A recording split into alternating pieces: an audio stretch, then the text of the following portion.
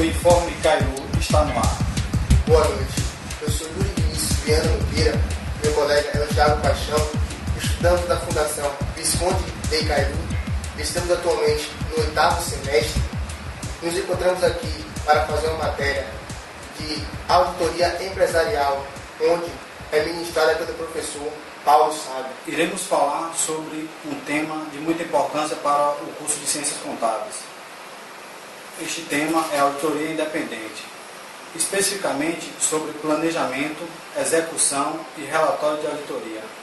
Para falarmos sobre isto, iremos entrevistar o professor Adeildo Osório de Oliveira, que é contador, economista, auditor independente, professor da Universidade Católica de Salvador, ex-presidente do Conselho Regional de Contabilidade do Estado da Bahia, ex-vice-presidente do Conselho Federal de Contabilidade, membro do Conselho de Administração do IBRACON e membro do CPC de Pronunciamentos Contábeis.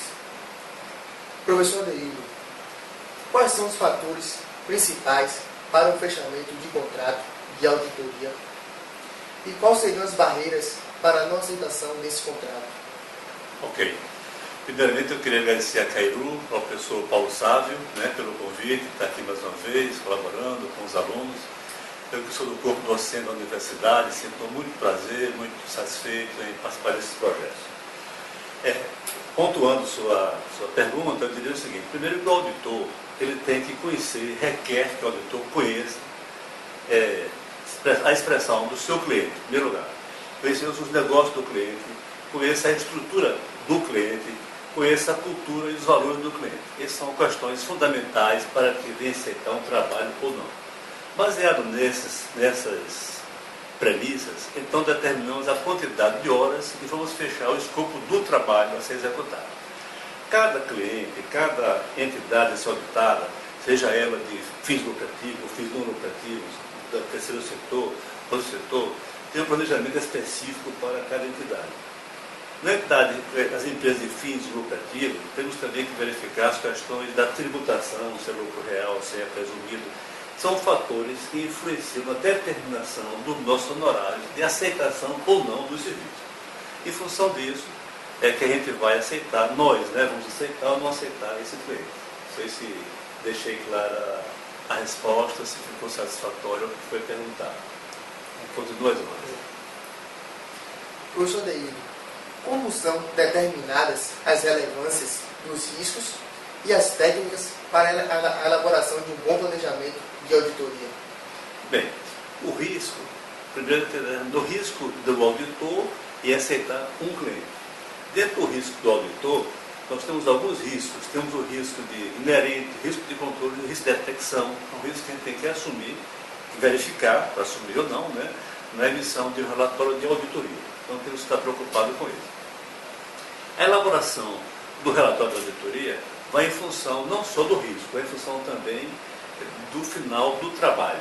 A emissão do relatório, que seria o parecer, que ele pode ser com ressalva, sem ressalva, com concessão de opinião, ou mesmo até com a negação da opinião do trabalho.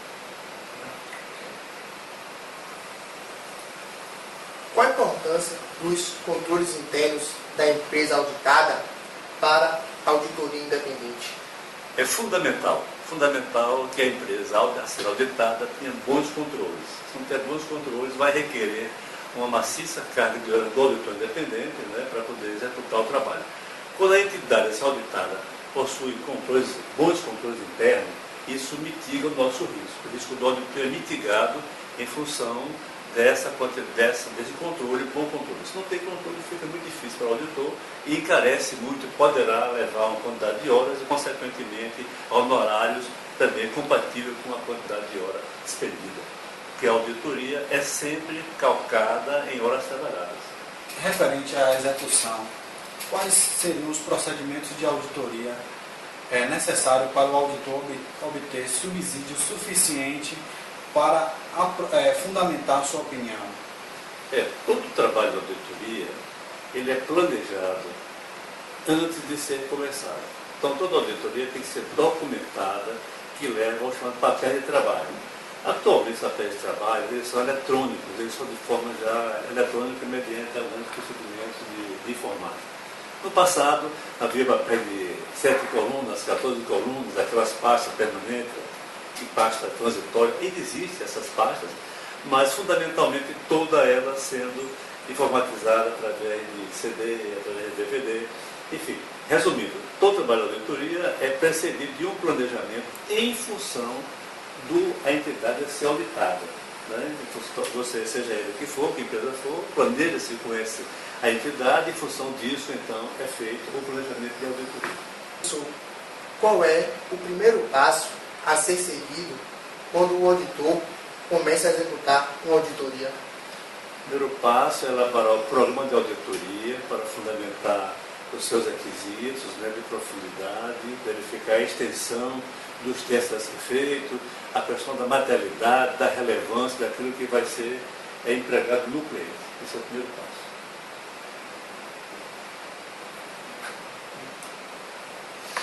Professor, quando ocorre incerteza de algum fato relevante que poderá afetar significativamente as demonstrações demonstrações contábeis, o que deve ser feito em relação ao relatório do auditor? Bem, o auditor sempre, no curso do trabalho, no percurso do trabalho, que ele percebe fatos relevantes, ele procura conversar com a administração, com o seu corpo da empresa e tentar informar. Na impossibilidade de ser revisto isso na contabilidade da auditada, então ele pode se resguardar, pode não, ele vai se resguardar na emissão do seu parecer de auditoria no final, porque ele não pode emitir um parecer, né, sem considerar eventuais fatores relevantes os quais impactam no seu parecer.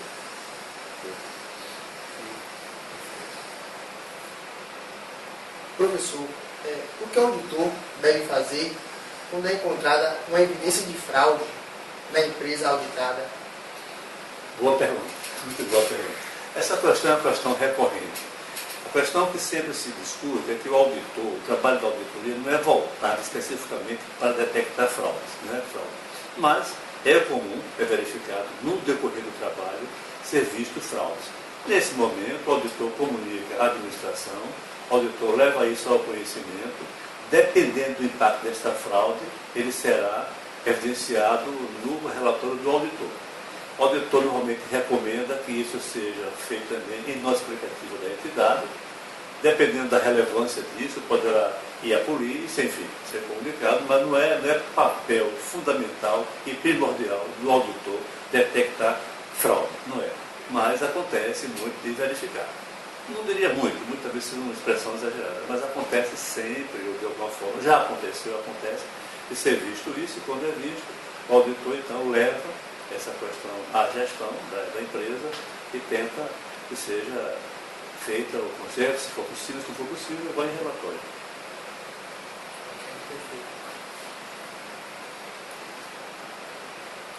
Professor,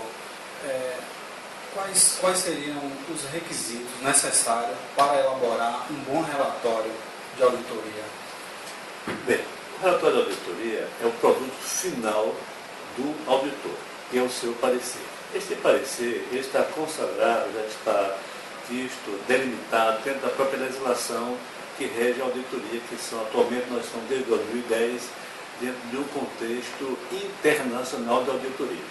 O Brasil fez de uma forma um tanto emergente. Em 2008 o Brasil ingressa nas IFRS, que são as normas internacionais de contabilidade. Em 2010 ingressa no conjunto de auditoria internacional e agora em 2012, 2013 o Brasil ingressa dentro do componente das demonstrações públicas também a nível internacional. Todo esse conjunto de normas internacionais do qual o Brasil faz a convergência tem todo um parâmetro. Não foi diferente com a auditoria. A auditoria tem um relatório, o modelo do relatório, que não divergiu muito do que já era antes. Então, resumindo a pergunta, o relatório da auditoria é sempre feito em função das normas e aí também é dito em função daquilo que o auditor verificou no curso do seu trabalho, que é um parecer limpo, com ressalva, sem ressalva, vai ser um parecer diverso, é um parecer com abstenção de opinião. Professor, como o senhor falou de normas internacionais, essas normas, elas refletiram positivamente ou negativamente no relatório do auditor? Bem, refletiu positivamente, porque o Brasil, ao ingressar nas IFRS em 2008, de uma forma um tanto assodada, porque nenhum país do mundo fez IFRS como pretendeu o Brasil fazer, com essa convergência tão rápida. Qualquer país do mundo levou para fazer a convergência em torno de 5, 6, 7, 8, 10 anos. A União Europeia fez em 7 anos, o México fazendo em 8 anos. Os Estados Unidos pensam em fazer, discute isso, então o Brasil fez de forma assodada, mas foi necessário fazer isso. Bem, feito isso, o que aconteceu com esse contexto internacional, com essa convergência? Isso facilita o Brasil ingressar dentro de um corpo internacional de redução de custos, captação de custos internacionais, entra na comparabilidade, sobretudo a comparabilidade das demonstrações contábeis. Uma demonstração feita no Brasil em IFRS, ela é lida em qualquer país do mundo que também faça IFRS, né? Seja ele Inglaterra, Alemanha, Espanha, enfim, qualquer país do mundo, na África do Sul, na China, na Índia, em qualquer país do mundo, desde quando adota a IFRS, o padrão de comparabilidade. E isso leva a auditoria também a facilitar esse padrão, né? E também a auditoria também é internacional, e também a auditoria feita no Brasil é a mesma auditoria, um padrão internacional, é a mesma auditoria feita na União Europeia e qualquer país do mundo que adote o padrão também de auditoria internacional de auditoria. Então, acho que caminha por aí.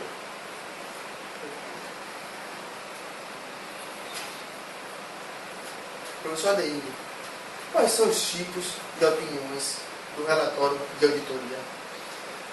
Muito boa pergunta. Com as normas internacionais de auditoria, sobretudo com a NBCT A200, o parecer da auditoria passa a ser relatório de auditoria. Essa é a designação nova. E o auditor é responsável pelo relatório da auditoria. É ele que é responsável. É a responsabilidade do auditor. Este relatório tem uma estrutura de introdução, de meio, né, e de final de conclusão. E lá, nesse relatório, é onde o auditor emite a sua conclusão, a sua opinião, que pode ser um parecer limpo, um parecer com ressalva, um parecer com negativa de opinião, com abstenção de opinião, a estrutura conceitual do parecer. Evidentemente que qualquer uma dessas conclusões que o auditor venha a colocar no seu relatório de auditoria está em função do trabalho que ele realizou na entidade auditada. Aí fica isso. Professor, pegando esse gancho da opinião com ressalva, em qual situação seria necessário o auditor emitir uma opinião com ressalva? O auditor emite uma opinião com ressalva quando ele não fica plenamente satisfeito com o seu trabalho, com a conclusão. Verifica fatores que não levam à sua satisfação. Vou dar um exemplo. O auditor pode ser contratado após um período de contagem de estoque. Então o auditor não fica satisfeito. O auditor não teve oportunidade de fazer a contagem de estoque, não ficou satisfeito com procedimentos alternativos de auditoria, que não levam à conclusão de aquele estoque está correto, ele pode então, daí dessa conclusão, fazer uma ressalva, ou dependendo da magnitude, até uma negativa. Mas normalmente são em situações onde o auditor não fica satisfeito plenamente com o seu trabalho. Existe alguma limitação no seu trabalho, sobretudo limitação. A questão é limitação no trabalho da auditoria. É isso que leva a uma conclusão de com ressalva, sem ressalva. Sem ressalva é quando fica plenamente satisfeito. Está satisfeito, não tem ressalva. Qualquer limitação de escopo vai a ressalva. Professor, dando continuidade, até onde vai a responsabilidade da empresa e a partir de onde começa a responsabilidade do auditor sobre as demonstrações contábeis? Respondendo a pergunta do final. O auditor nunca é responsável pela demonstração contábil. A demonstração contábil é da entidade auditada. A responsabilidade pelas demonstrações contábeis é da entidade, é da administração, é da gerência da empresa auditada. O auditor é responsável pelo seu relatório de auditoria, não pela entidade. O auditor também não responde por nosso aplicativo, também é da entidade. O auditor é obrigado a revisar nosso aplicativo, senão ser responsável por isso. A responsabilidade é inerente, é total, é exclusiva da entidade auditada. Professor Adeildo, qual o conselho que o senhor daria para os formandos que querem se especializar na área de auditoria independente? Obrigado pela pergunta. Eu queria, antes de concluir, de emitir meu conselho, opinião, seja o que for, falar um pouco, que eu não entrei muito em detalhe, da importância para a auditoria que são os controles internos. Isso é de fundamental importância para que a auditoria tenha sucesso, a auditoria possa ser feita. Sem um exame de controles internos, a auditoria não pode ter um segmento. Mas, indo direto à sua pergunta, eu diria o seguinte: a auditoria é o estado da arte. Não é? Sem o estado da arte, que é uma técnica dentro da auditoria, qualquer jovem que está na universidade, na faculdade, deseja caminhar pelo caminho da auditoria, que é um belo caminho, um bonito caminho dessa profissão de auditoria, eu diria que ele deva ingressar preferencialmente em empresa de auditoria, para que ele possa angariar conhecimentos, angariar o saber, e daí ele poderá, então, depois, prosseguir uma carreira solo, se for o caso. Para uma carreira solo, ou mesmo numa carreira solo, o auditor tem que ter um registro do CNAI, que é o Cadastro Nacional de Auditor Independente do Conselho Federal de Contabilidade, do qual ele submete a um teste, a uma prova. Esse é o primeiro passo. Para que ele possa exercer, mesmo dentro do Instituto de Auditoria, tem vários órgãos reguladores que exigem, que vão requerer do auditor um exame específico para aquele órgão. Por exemplo, a CVM requer uma prova específica para a CVM. A CVM é a Comissão de Valores Imobiliários. A SUSEP vai exigir também um teste específico para a SUSEP. Banco Central vai exigir um teste para o Bacen, para o Banco Central. Enfim, o aluno que desejar, o aluno profissional de contabilidade que desejar ingressar na auditoria tem que saber da dedicação, do esforço que ele vai ter para ser auditor. Nada difícil, nada complicado, porque quem sabe o que quer e para onde vai ver sempre o mundo cruel e implacável como ele é, aplaudir e bater palma para aquilo que sabe o que quer. Muito obrigado pela oportunidade, obrigado ao professor Paulo Saulo, obrigado ao Cairu, uma instituição que eu tenho orgulho de ter feito o meu curso de Ciências Contábeis na Cairu. Muito obrigado a vocês pela oportunidade. Estou sempre às ordens. Professor, nós que agradecemos a sua disponibilidade, nós sabemos que é muito difícil nesse período do ano, vocês, auditores, concederam um tempo, um tempo precioso para nos atender. Nós ficamos muito felizes pela recepção que foi nos dada, nos concedida. Em nome da equipe nós agradecemos, em nome da Fundação Astônio Cairu e em nome do professor Paulo Saulo, que é o coordenador desse trabalho, com o nosso orientador. E, assim, ficamos felizes pela disponibilidade e eu tenho certeza que essa entrevista, assim, nos preencheu e vamos sair daqui diferente do que a gente entrou. Muito obrigado mesmo. E nós queremos passar para o senhor um simbólico brinde, em agradecimento pela sua disponibilidade e por esse conhecimento que nos foi passado. Tá bom. Está aqui o brinde. Muito obrigado.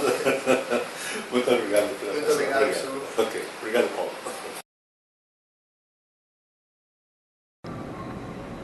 Agora, especificamente, vamos falar sobre o controle interno, sua importância, seus componentes e a relação do controle interno com a auditoria independente. Vamos entrevistar hoje a auditora Lorena Oliveira Sarquis, que possui formação em pós-graduação em gestão de pessoas, pós-graduação em controladoria, bacharel em ciências contábeis, atuou também como auditora da BDO Trevisan Auditorias Independentes, trabalhou como supervisora e auditora da Price Auditoria Independentes e atualmente trabalha na Fundação Odebrecht. Boa noite, Lorena. O que são os controles internos? Os controles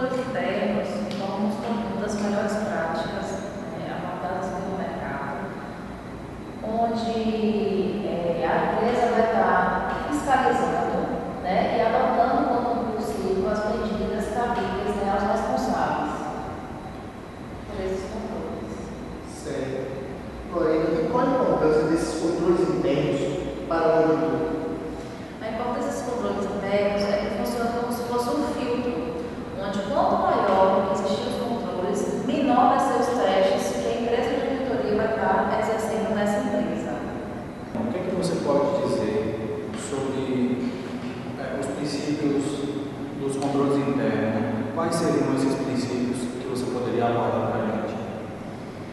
Os princípios dos controles internos estão muito voltados, primeiro, para todo o entendimento da empresa, né? Com esse entendimento, você consegue estabelecer as responsabilidades, né? Você consegue ver qual sistema que a empresa utiliza, se o sistema está amarrado com contabilidade, se existe segregação de função entre as pessoas, né? Por exemplo, a pessoa que tem acesso aos ativos não pode ser a pessoa que registra, né?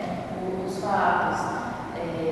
E aí a gente faz toda uma análise realmente empresarial com foco em divisão de tarefas, em aplicação do sistema, em atribuir responsabilidade às pessoas que realmente respondem por determinadas áreas da empresa. Você poderia nos passar um pouco da vivência sobre as empresas que você auditou, sobre os controles internos? O que de fato esses controles internos representam para você quando você foi auditar alguma empresa? Bom, eu vou separar, né, referente à parte da auditoria externa, que esses controles representam o seguinte: quando a gente faz o entendimento da empresa, que faz o levantamento, se a empresa possui algumas notificações, se a empresa é idônea, se a empresa possui fraudes, então todo esse levantamento a gente faz e em cima disso a gente vê todos os controles da empresa. Com base nisso, faz todo o filtro para que realmente possa existir uma confiança para mitigar os riscos, para que a gente faça os trabalhos de auditoria. Isso é um exemplo, tá? O outro exemplo também é voltado para a parte de consultoria. Às vezes as empresas contratam a gente para fazer um trabalho onde a gente pode aprimorar os controles. Então a gente, com a visão que a gente tem de mercado, com a visão que a gente tem das melhores práticas, a gente pode chegar na empresa e fazer todo um levantamento dos processos que existem, dos riscos encontrados, dos gargalos em cada processo e mitigando cada um deles, né, e aprimorando e auxiliando a empresa a realmente estar com as melhores práticas. O auditor está executando o trabalho em campo e é encontrado alguma evidência de uma possível fraude. Qual o procedimento adotado pelos auditores?